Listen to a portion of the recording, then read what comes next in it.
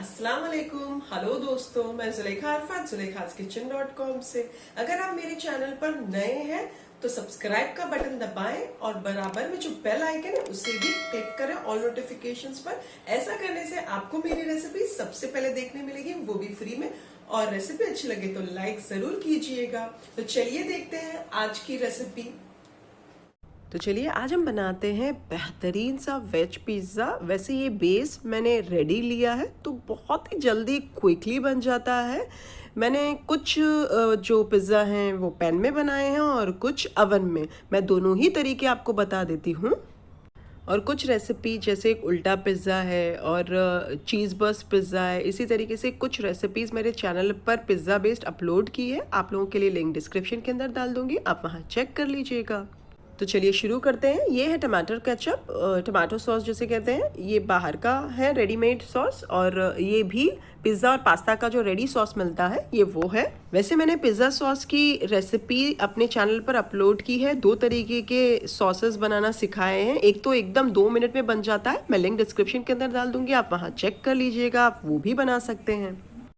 वैसे ये है 1 कप बॉईल करे हुए कॉर्न्स। ये है एक शिमला मिर्च, इसे मैंने मोटा मोटा काट लिया है। ये है टमाटर, एक छोटा वाला था, मोटा मोटा काट लिया, बिज्जी निकाल लिए। और ये एक छोटी प्याज है, उसे मैंने मोटा मोटा काट कर खोल लिया है। ये ऑलिव्स है 2-3, उससे बारीक काट लिया। और ये चिली फ्लेक्स और ये ऑरेगानो है।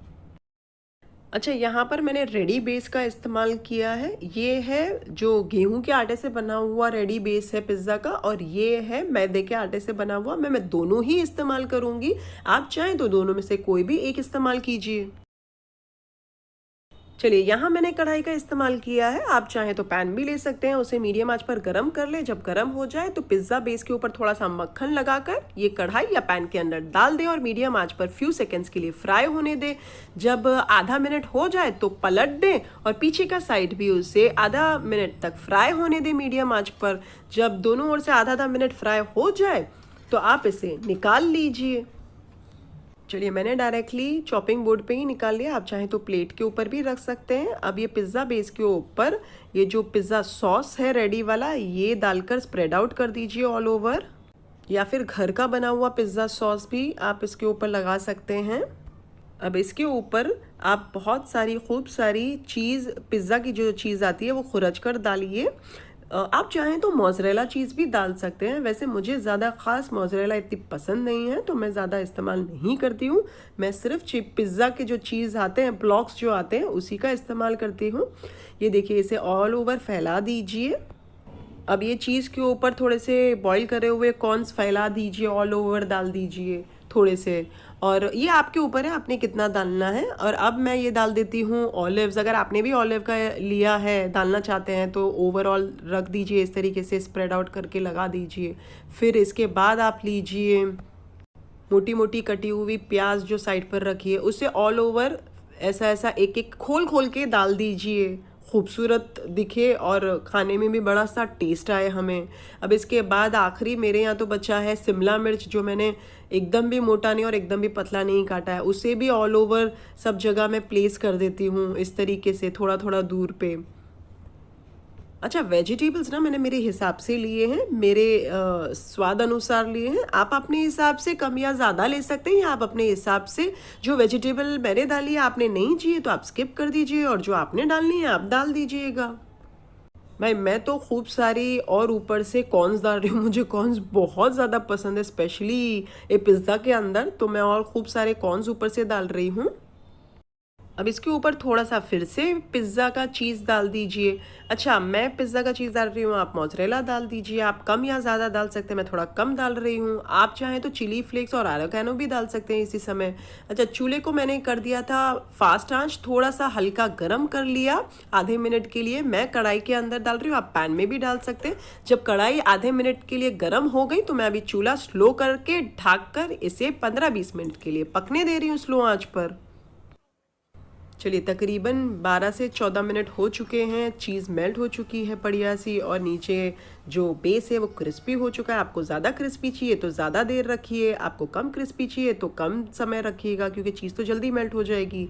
मैंने 13-14 मिनट रखे हैं। अब इसके ऊपर मैं थोड़ा सा जो चिली फ्लेक्स है और ऑरिगेनो है वो स्प्रिंकल कर देती हूँ, और इसे मैं काट देती हूँ पिज़्ज़ा कटर से।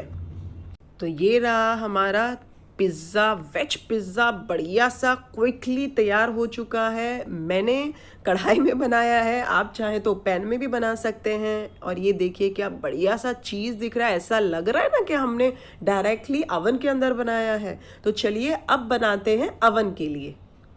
चलिए अब हम अवन में बनाते हैं पिज़्ज़ा। उसके लिए सबसे पहले आप अवन को प्री हीट कर लीजिए, 10 मिनट के टाइमर पर रखिए।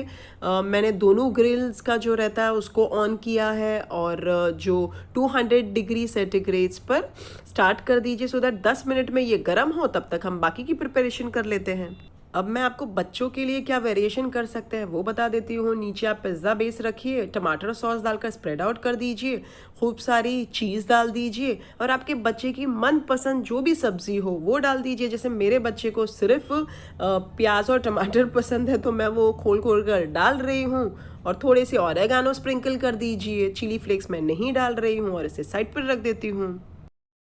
अब यहाँ मैं गेहूं के बेस का बना रही हूँ, पिज़्ज़ा सॉस डाल देती हूँ। अच्छा, आप क्या कर सकते हैं, पिज़्ज़ा सॉस के साथ थोड़ा सा टमाटर सॉस डाल के मिक्स करके इसके ऊपर नीचे बेस लगाएं। आप चाहें तो पिज़्ज़ा सॉस के साथ चिली सॉस डालकर मिक्स करके नीचे बेस लगाएं। और इस बार मैंने क्या किया है, नीचे पहले सब्जियां रख दी है, थोड़ा सा चिली फ्लेक्स और ऑरिगेनो डाला है, फिर चीज़ डाला है, फिर से थोड़ी सी टॉपिंग्स डाली है यही वेजिटेबल्स की, फिर से थोड़ा सा चीज़ डाला है, इसके ऊपर थोड़ा सा खुरच दिया है तो अच्छा लेयर टाइप बन जाए।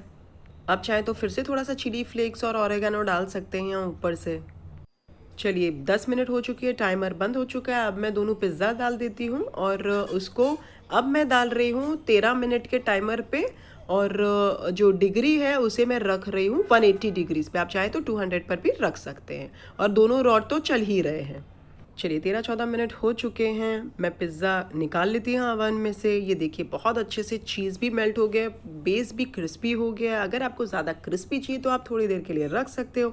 अच्छा, अगर आपने 200 डिग्रीज पे रखा है तो कम समय के लिए रखिएगा, तकरीबन 10 मिनट के लिए।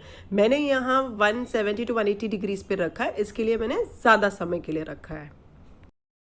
चलिए अब इसे काट लीजिए पिज़्ज़ा कटर की मदद से, और गर्मा गर्म सर्व कीजिए। वैसे वो वाला पिज़्ज़ा मेरे बेटे का था तो मैंने उससे सर्व किया, और ये वाला हमारा पिज़्ज़ा है तो गर्मा गर्म इसे काट कर मैं सर्व कर रही हूँ। आप देख सकते हैं क्या बढ़िया सा पिज़्ज़ा बना है, बहुत ही क्विक है, आसान है। मैंने 2 तरीके का बताया, आप किस भी तरीके से बनाएं और सर्व करें गर्मा गर्म, और इन्जॉय कीजिए।